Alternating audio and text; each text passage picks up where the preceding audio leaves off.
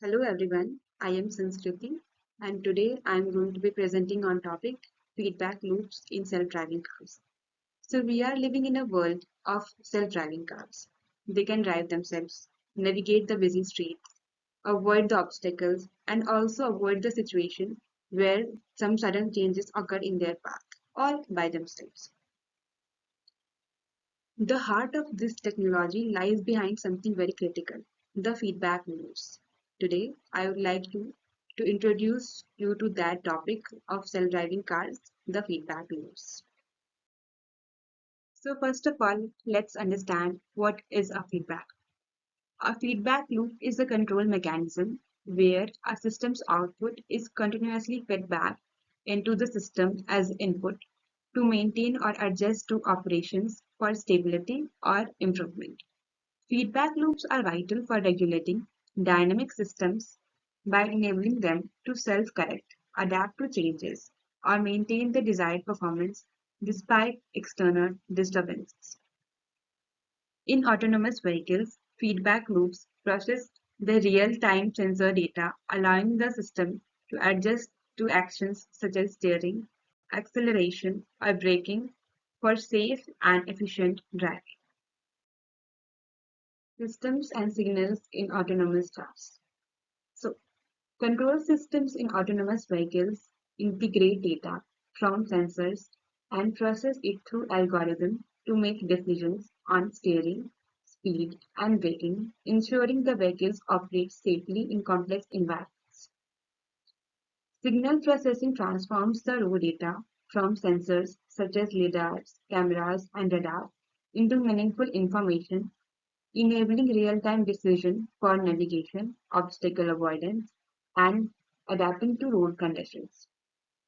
In feedback loops, signals from sensors are transmitted into the control unit where they are processed and used to adjust the vehicle's actions, like braking or steering, to match the desired outcomes based on real-time conditions. Now, let's see what are the types of feedback loops. So we have two types of feedback loops, open loops versus closed loops.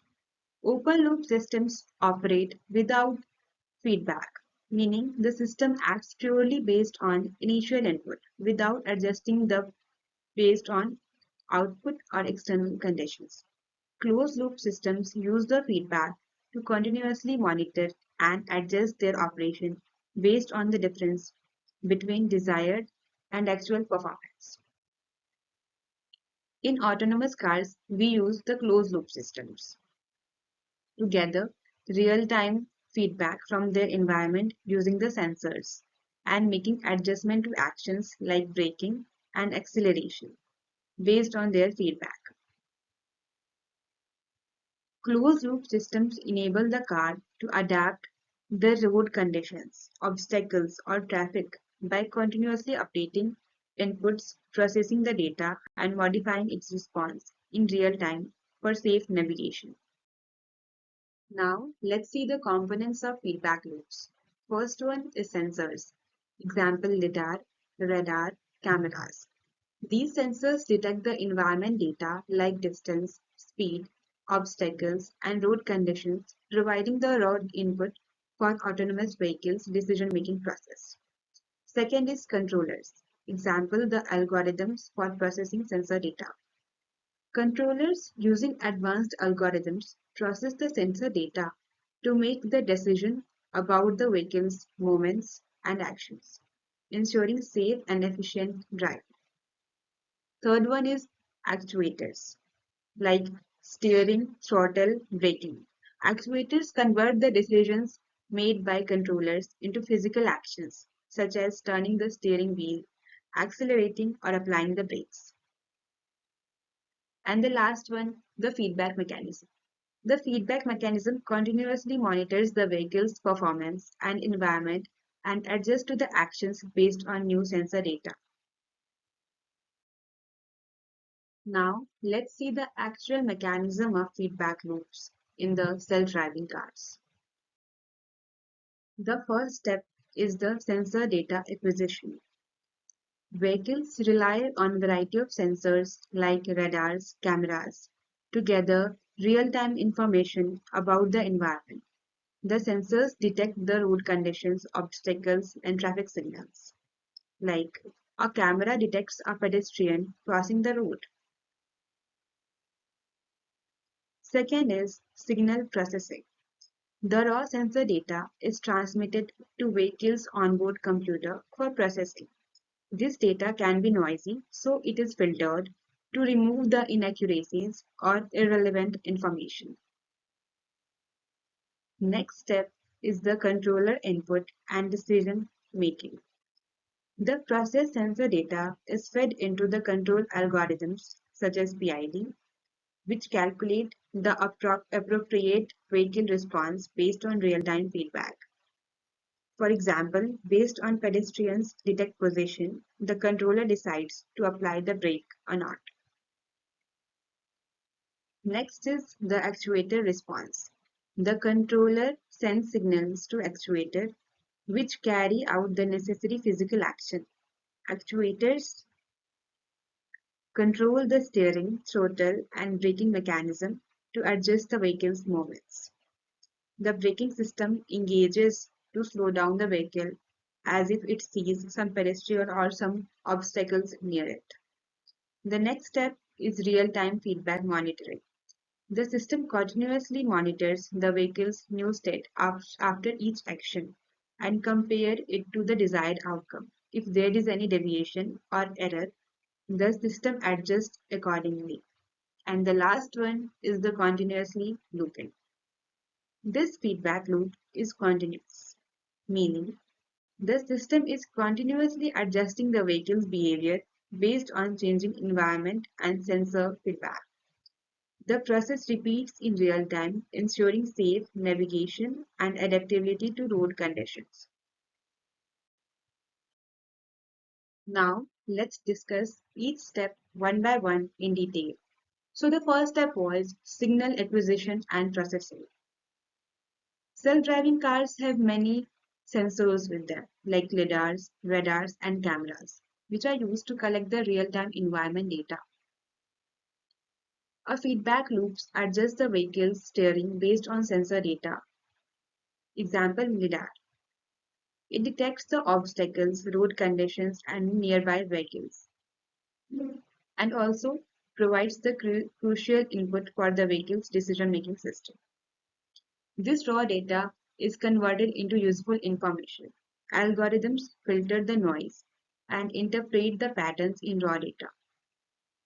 LiDAR data that is collected becomes 3D maps.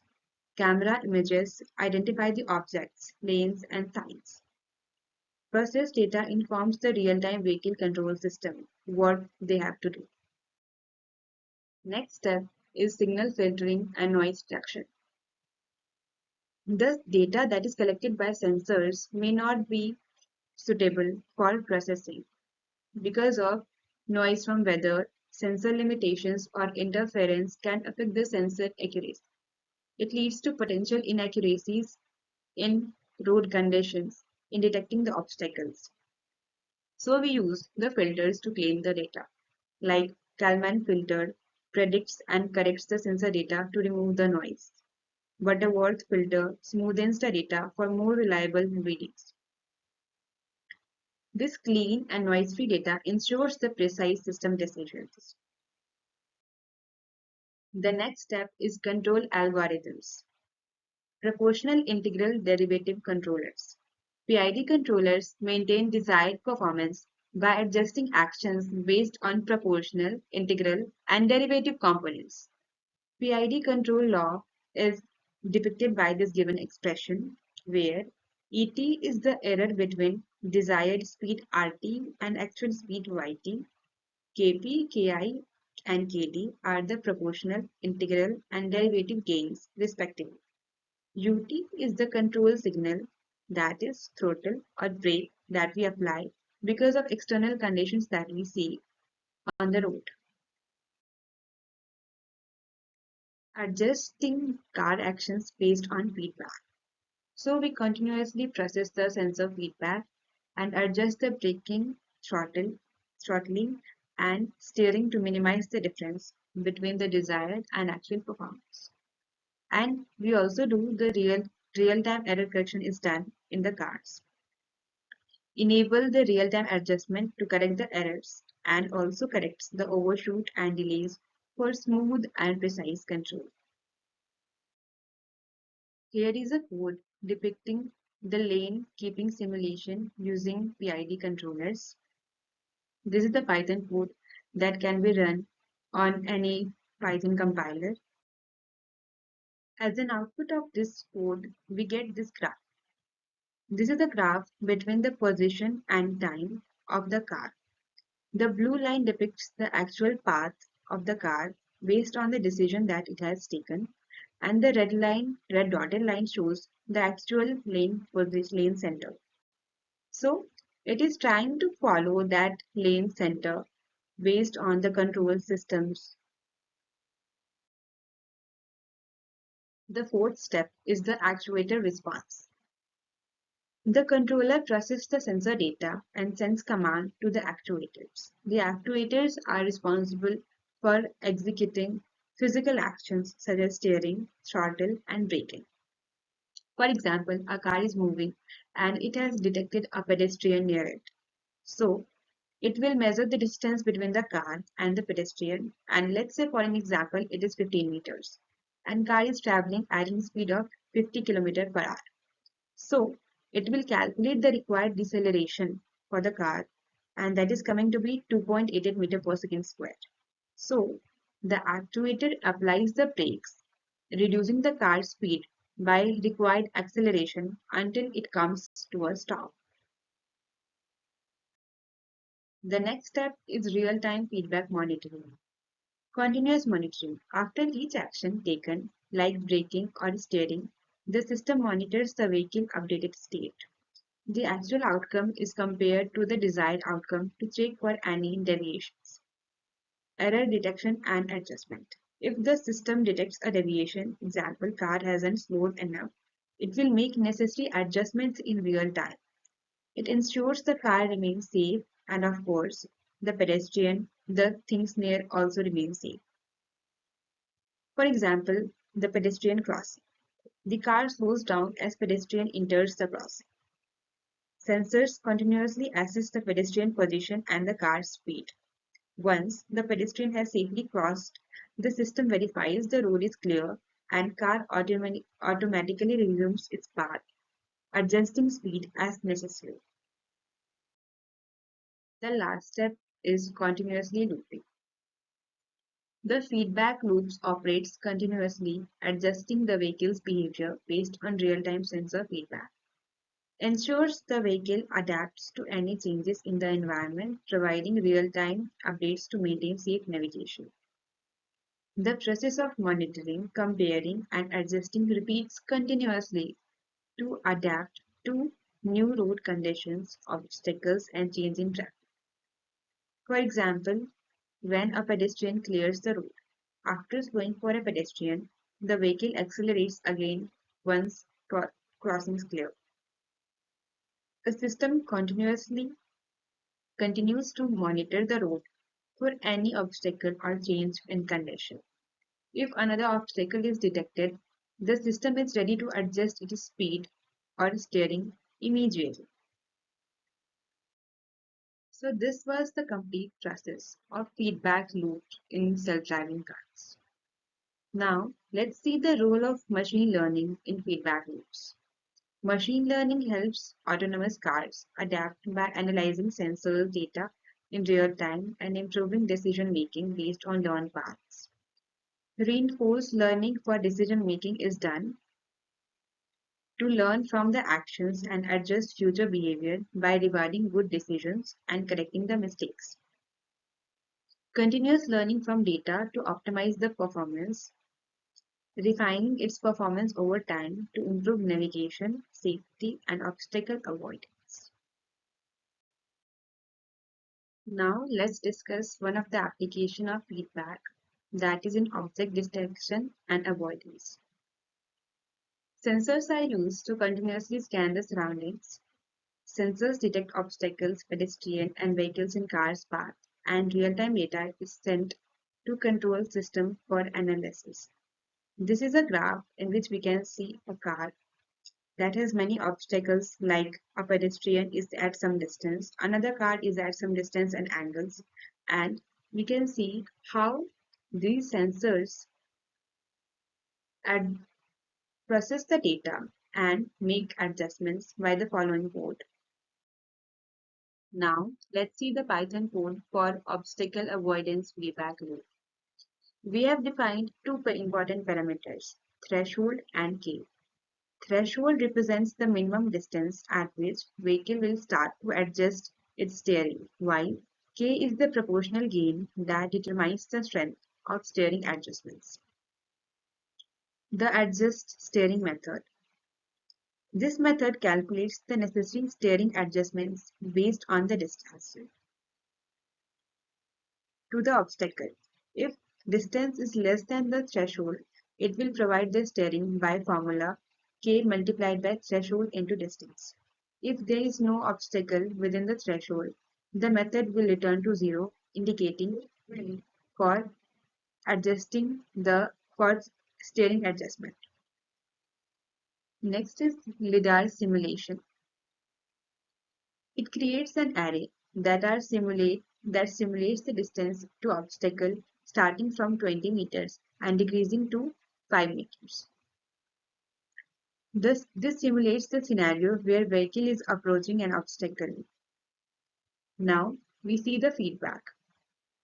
The obstacle avoidance class with threshold of 12 meters and a proportional gain of 0.5. We iterate through each distance reading using the adjust steering method to calculate the steering adjustment needed. This feedback loop ensures the vehicle continuously updates steering response based on real-time data. On running this code, we get the output as a graph, and this graph shows how steering adjustment changes as the distance to obstacle decreases. The x-axis represents the distance to obstacle in meters, while y represents the corresponding steering adjustments in degrees. This visualization helps us to understand the vehicle's adaptive steering response in real time. Now let's discuss some of the challenges that we face in feedback loops in autonomous cars. Signals delays and processing time. Delays in transmitting, processing, and acting on sensors can slow the response time, particularly challenging in fast-moving or complex environments. Handling the unexpected scenarios. Sudden events like pedestrian entering the road requires immediate feedback processing. It leads to difficulty arises in quickly adjusting the vehicle's actions in high-stakes situations. Third one is limitations of current sensor technology. Sensors like LiDAR, radar, and cameras may struggle in poor weather or low light. It leads to incomplete or inaccurate data, affects the real-time decision-making, impacting safety and performance. Future development in feedback systems. Use of 5G for faster feedback processing. 5G offers a higher bandwidth and ultra-low latency, allowing the faster processing of sensor data. It also enables quicker decision-making on real-time feedbacks for improved responsive to environmental changes. Advanced sensors for better signal acquisition, sophisticated machine learning algorithms for better predictive feedbacks. These are the references and resources that I have used to make this presentation. Thank you.